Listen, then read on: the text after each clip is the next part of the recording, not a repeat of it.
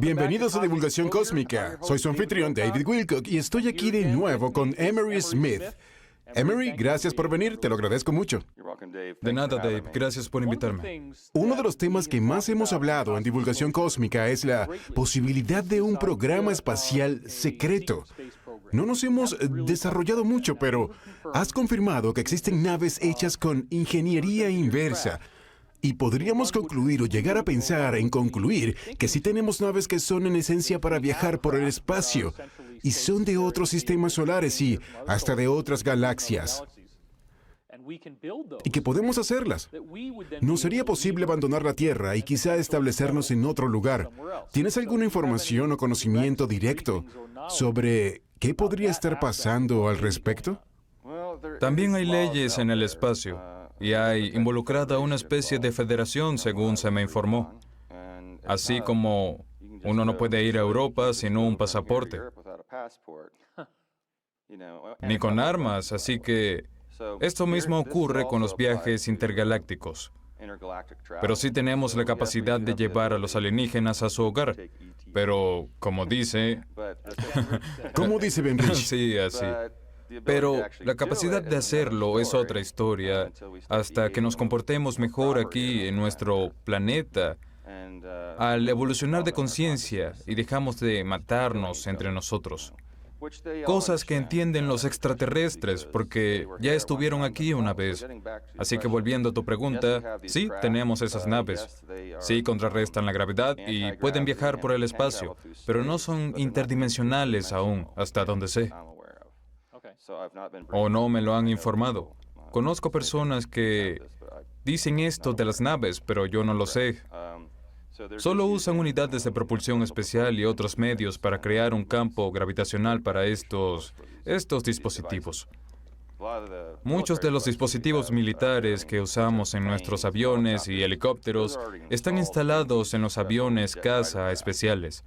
¿Y cuál es la mejor forma de esconder algo? Es no cambiarlo, ya que la apariencia no importa, pero podrían ser naves espaciales. Una de las cosas que Pete Peterson compartió conmigo es que hay muchas naves que hemos visto en películas como Avatar o Al filo del mañana, que usan ventiladores turbo, que a veces se mueven. Y también dijo que los barcos de la Marina tienen instalado todo eso en secreto y que cuando procedan a usar la antigravedad, las turbinas o las hélices se sustituirán por motores antigravitacionales. Me gustaría saber si has oído algo sobre eso. No lo he visto. He visto varios tipos de diagramas de barcos y naves nuevas de la Marina y la Fuerza Aérea, y además que muestran una situación antigravitatoria, pero sin manipular dichas fuerzas. Aunque creo que ya tienen todo esto listo para irse. Solo lo tienen en algún lugar. Ya lo tienen, solo que no se sabe dónde está ni quién lo hizo. Bien. Hay otro aspecto, y es una lástima que no pudiéramos grabarte con el ya fallecido William Tompkins. Sí. Ya falleció, pero me dijiste que tienes amigos informantes de la edad de Tompkins o un poco menores a los que les gustaría hablar. ¿Crees que el hecho de haber venido a este programa haga que muchos otros se decidan hacer lo mismo? Sin duda. Una de mis razones principales para hablar de esto, en esencia, fue para motivar a otros e inspirarlos a hablar de esto, y que se sientan libres de hablar de lo que hicieron en los proyectos. Bien sea que se haya tratado de energía, de los extraterrestres, de medicina o de todos esos dispositivos fantásticos y asombrosos. Y espero que mi presencia aquí los inspire cuando me vean a hablar de todo eso. Y yo mismo les pediré que lo hagan, que hablen de eso o al menos invitarlos a que lo piensen. O que se reúnan en privado contigo u otros si no quieren mostrar sus caras. Bien, como habrás visto, ya que entrevistamos a muchos informantes que al comenzar a hablar surgen todos estos temas, y cuando dicen algo, recuerdo que otra persona me dijo lo mismo o algo parecido hace 15 años. Correcto, así es. Y algo muy curioso es saber que uno trabajó en un proyecto por mucho tiempo y no tenías idea de que esta otra persona había trabajado en un proyecto similar en otra parte del mundo y que puedes intercambiar información al fin sin ningún temor y corroborar cosas que ya sabías tú de algunas de estas cosas. Y tú sabes que nunca lo habíamos conversado, así que Para mí es una gran confirmación saber que otras personas te han hablado sobre estas increíbles tecnologías y lugares, sobre todos esos lugares sorprendentes. Es increíble. Sí, como el hecho de que el Ecuador y la Antártida tienen cosas similares. Sí, Sí, nunca lo había comentado con nadie. Y lo hice en cámara. sí. Me gustaría saber si a través de informes o gracias a algunos informantes, si sabes de primera mano, sin incluir a los entrevistados de este programa, sobre los puestos de avanzada en la Luna o en Marte que se usan con esas naves copiadas de los extraterrestres. He visto y escuchado mucho al respecto, pero no tengo experiencias de primera mano para decir que estuve en ese lugar. Así que Bien. tal vez fui sin saberlo, pero sí, creo que hay algo y que esas bases existen ahí dentro, claro, porque se relacionan con todo en lo que he trabajado, los portales y demás, de lo que hemos conversado. La verdad, nunca se sabe dónde podías estar, pero escuché muchas de esas historias que tú oíste. Aunque nunca recibí información específica que dijera que hay una base aquí o una base allá, solo leí muchos documentos confidenciales de otros involucrados en eso. Así que es información de segunda mano. Si has oído información de segunda mano, espero que podamos ser más específicos porque más de un informante, creo que 5 informantes distintos me han dicho, incluido Corey Good, que es solo uno de ellos, pues hubo otros muchos antes que él con los que hablé sobre esto. Y dicen que, de hecho, la mayoría de los planetas sólidos y de las lunas sólidas del sistema solar tienen al menos algún tipo de puesto de avanzada que podríamos usar. Sí, ¿Has oído hablar de algo así? sí, así es. ¿Podría ser más específico? Bien, cuando se habla de puestos de avanzada, se trata de un lugar para llegar, al cual ir, y por lo general no están en la superficie de este planeta. Bien. Está dentro del planeta, y usan alguna forma de tecnología, de portales y naves para ir y venir, cuando es seguro hacerlo. Entonces, hablemos de algunos de los rumores que escuchaste, como, por ejemplo, los de Marte. ¿Has escuchado rumores que en Marte haya, tal vez, bases muy grandes en las que trabajan 200,000 personas? Sí, lo he escuchado. Bien. Sí, lo he escuchado. Es algo conocido. De hecho, es un chiste en el submundo. Como ¿Por qué lo consideran un chiste?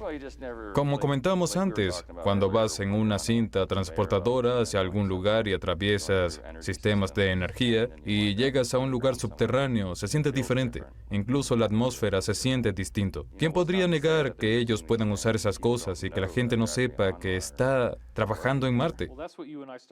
Eso fue lo que comentamos luego de que describieras tu viaje por Sandia hasta esta base donde hiciste la autopsia. Esa entrevista me dejó pensativo porque nunca habías hablado de eso. Pero otros han descrito el mismo salón como un portal y que al inicio están en un lugar y al final están en otro lugar. Lo que me hizo pensar, ¿por qué los hacen perder 10 o 15 minutos de su turno en una góndola? Es cierto. Sí. Porque tienen Sí. transportes rápidos, ¿verdad? Sí, por supuesto, hay canales, trenes y cosas así. Esto es diferente, es como lo que conversábamos. No lo sé, pero ahora me haces tener muchas otras interrogantes. Al decir eso, pues muchas otras personas que han participado en esos proyectos dijeron que se sentían diferentes a donde pensaban que estaban. Y ahora tiene más sentido. Nunca antes se me ocurrió porque en ese entonces era muy joven y no sabía lo que ahora sobre todos esos proyectos en este momento. Bien, ahora se me ocurre que, si es posible, tal como dijiste anteriormente, que le hayas hecho autopsias a varios cuerpos en un mismo día y que todos lucían diferentes. Y en episodios posteriores entraremos en detalles sobre cómo lucían, pero... Porque fuiste uno de los que ofreció un testimonio detallado al respecto. Eso será imposible de hacer en 1 o 2 episodios de media hora. Pero al ver todos esos cuerpos, tú tuviste 3,000. ¿Cuántos cuartos crees que había en la base Sandía donde otros más hacían lo mismo que tú? ¿Te atreves a especular? Yo diría que en cuanto a niveles se trata, el 5, el 7 y el 8 eran los niveles médicos para estas cosas y cada uno tenía más de 300 quirófanos. Santo cielo. Sí. Serían más de 1,000 quirófanos tan solo en esa base. Eso creo, sí. Vaya. Y eso implicaría que tú... ¿Y en cuántos años viste esos 3,000 cadáveres en tu trabajo? Eso fue entre agosto de 1992 y junio de 1995, como 2 o 3 años. Básicamente 3 años. 3 años, sí. Serían unos 1,000 cuerpos por año. Bueno, muestras de tejido, no todos eran cuerpos. Pero no perdamos de vista esa cantidad. Entonces, eso era en una sola base, asumiendo que era una sola base, cosa que no es así. Y podían haber estado procesando más de 250,000 autopsias a distintas especies extraterrestres al año. Si sacas la cuenta y asumes que cada muestra era de una especie distinta, sí, pero podían ser muchas muestras de una sola especie para un ala de 50 quirófanos. Claro, por claro, ejemplo. sí, hechas Así que por sujetos como tú, sí. tendríamos que... Pero sí es por especie. Sería esa cantidad. Para extrapolar, si la NASA ahora dice que hay 40,000 millones de planetas con agua similares a la Tierra, solo en la Vía Láctea, y eso pasó desapercibido, Sí. casi nadie sabe que se reveló esa información. Y hay informantes que aseguran que eso fue parte de un trato con extraterrestres benevolentes para obligar a que los humanos filtraran cosas como esas, para luego hacer más fácil una revelación final. Pero si hay 40,000 millones de tierras tan solo en nuestra galaxia, y la vida parece ser abundante, y la vida inteligente parece estar escrita en el trasfondo de la mecánica cuántica, entonces incluso 250,000 cuerpos de distintas especies no sería nada comparado a lo que Así existe. es, no es nada. Y cuando dije que eran 3,000 muestras, muchos se sorprendieron, pero cuando lo piensas, tal como tú has dicho, es una cantidad infinita. Pero si nos ponemos detallistas, Emery, y usamos un poco la imaginación para especular, ¿acaso no crees que tu trabajo y eso en lo que estuviste involucrado personalmente podría ser el resultado de un programa espacial secreto del que hablamos y en el que parte del testimonio fue que no había dinero, pero que te pagaban con un trueque? ¿No crees que sea posible que esos cadáveres fueron pagos que recibíamos de otros grupos, al parecer por la tecnología de punta que hacemos? Eso sí es posible.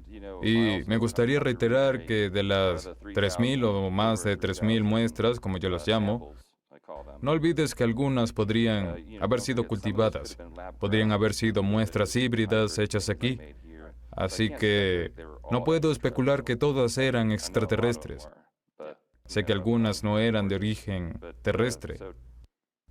Pero también es cierto que pudieron venir de otro tipo de trueque, de intercambio interno, para conseguir tecnología y aprender otras cosas, quizá.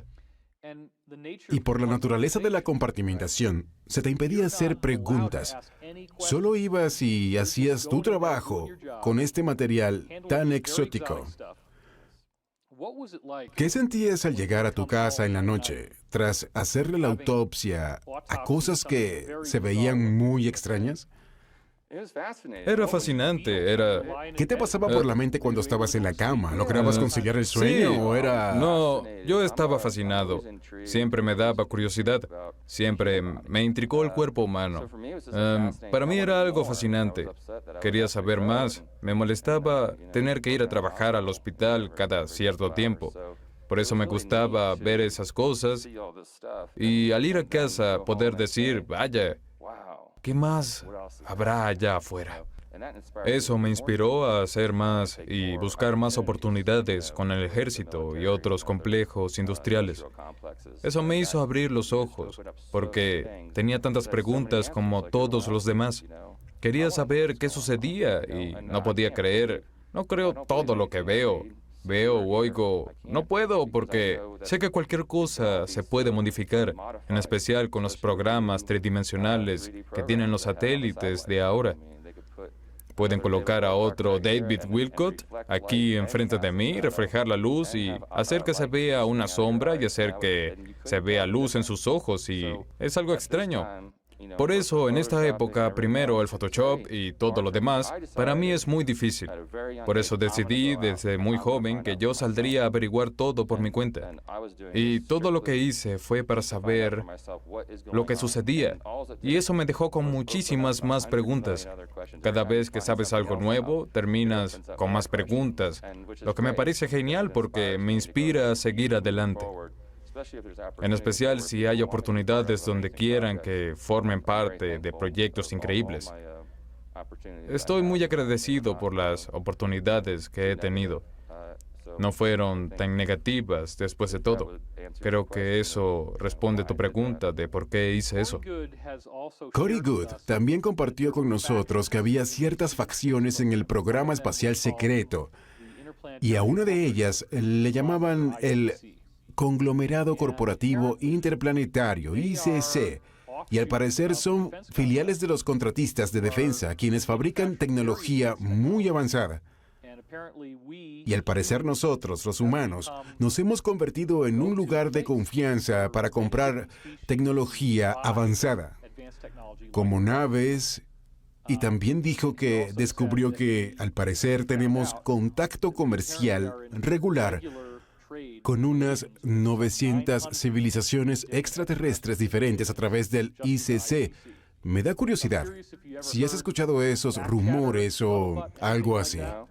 No, ignoro eso y no lo he escuchado antes. Pero está muy compartimentado, ese es el problema. Sí, no lo sabría, es muy difícil. Nunca estás solo y siempre te monitorean. Como te dije, siempre llevas un brazalete. Es de alta seguridad.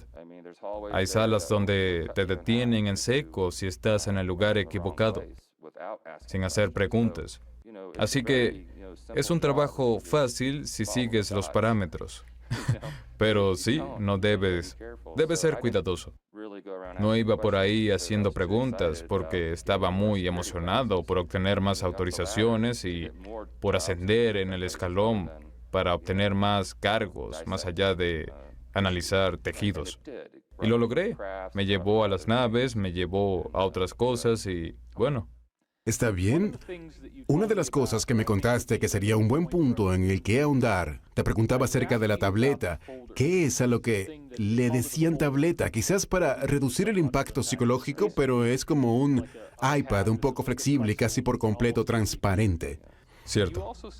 Y también dijiste que esa tableta se podría cargar. Te decía qué ala, qué habitación y con qué ser trabajarías. Te daban una a la vez. Correcto. ¿La tableta tenía algún tipo de disco duro o un mecanismo de almacenamiento? Sí, así es. ¿De verdad? Me sorprendió que lo mencionaras, pero sí, le llaman microdisco. Un microdisco. Sí, su tamaño es menor al de una moneda de 25 centavos estadounidenses. Está chapado en oro, de una especie de aleación de oro con iridio y tiene una ranura. Y registra todo lo que haces. Y también se conecta con la base de la base subterránea. Me refiero a la unidad central. Y posteriormente te quitan ese pequeño objeto y lo colocan en un transbordador y lo almacenan en el espacio. todos los discos. ¿En serio? Sí. Yo pensaría que si tenías tu tableta al principio de los años 90, cuando teníamos las computadoras enormes y ruidosas, lo que dices se trataría de algo mucho más avanzado que lo que tenemos hoy. Es mucho más avanzado comparado con lo actual. Hablábamos de videos, imágenes en alta resolución y millones de documentos almacenados en este pequeño y delgado disco. Es algo sorprendente, la verdad. ¿Crees que esos discos tendrían miles de terabytes o incluso más que eso? Sí, yo diría que sí. ¿Cómo era el protocolo? ¿Debías retirarte el microdisco de la tableta y dárselo a alguien o entregabas la tableta al terminar la jornada? No, las tabletas primero, cuando las introducías en esta cosa, el disco salía. Pero también podías hacerlo tú, como haces tarjetas SD, las de las cámaras.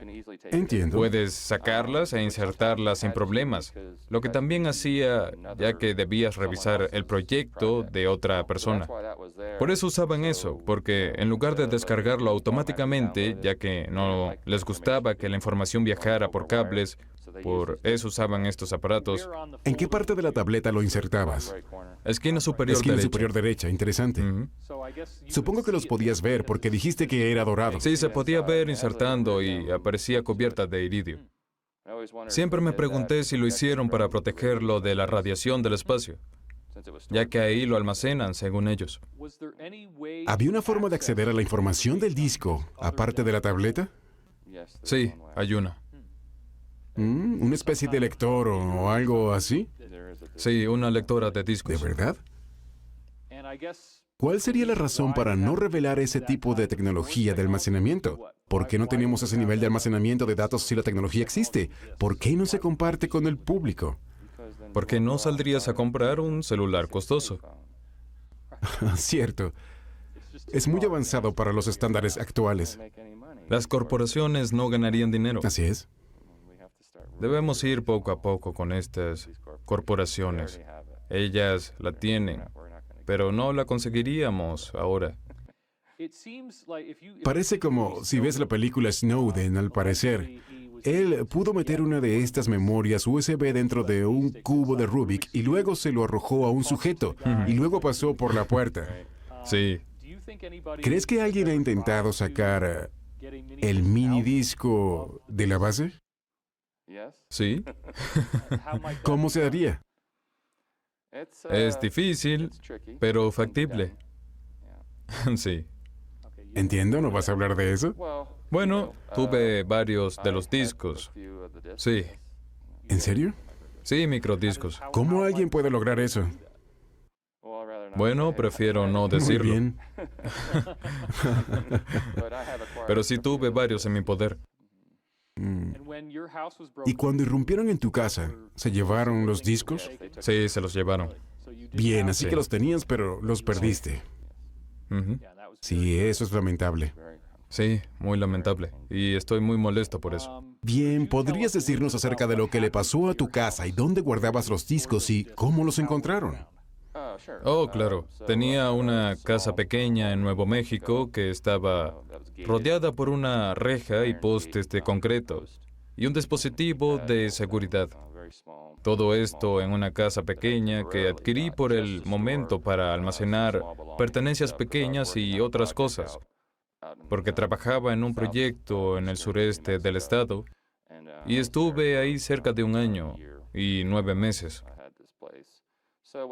Y bueno, lo que hice fue, por supuesto, que no guardo todo en el mismo lugar y guardo algunas copias, pero con eso no puedes hacer duplicados. Pero hay mucha información en discos duros y cosas así. Y recibí una llamada porque me mudaría a Los Ángeles para encontrarme contigo y trabajar en otros proyectos.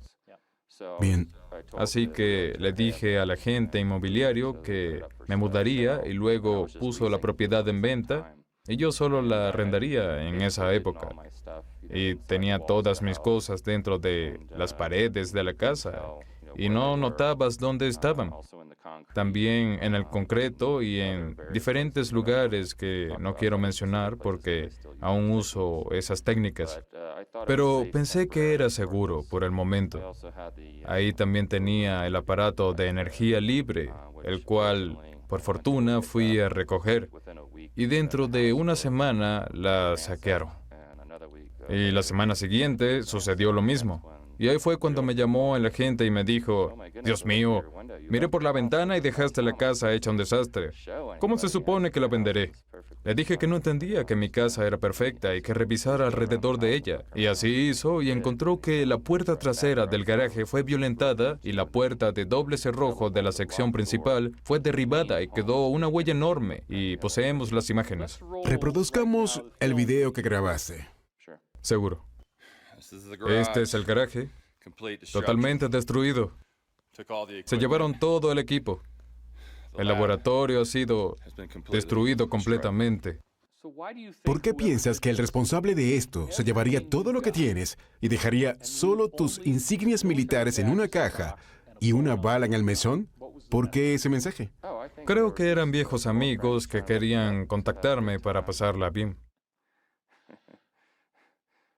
Pienso que de verdad tiene que ver con el artefacto. Primero, porque desde que instalé el laboratorio con el artefacto, ha sido una locura, de verdad. Y ahora que probé que funcionaba, más todavía. Y por supuesto, usaron un satélite y encontraron las cosas debajo de la superficie y dentro de las paredes. Bien. Y abrieron las paredes y sacaron todas las unidades de disco duro y todo lo demás. Hablamos de 8 computadoras, 12 portátiles, 40 unidades de disco duro, más de 300 tarjetas SD, mucha información. Mi mundo, 30 años de trabajo, sí. ¿Qué es esa punta púrpura? Oh, solo es un tipo de bala, es una de alta velocidad.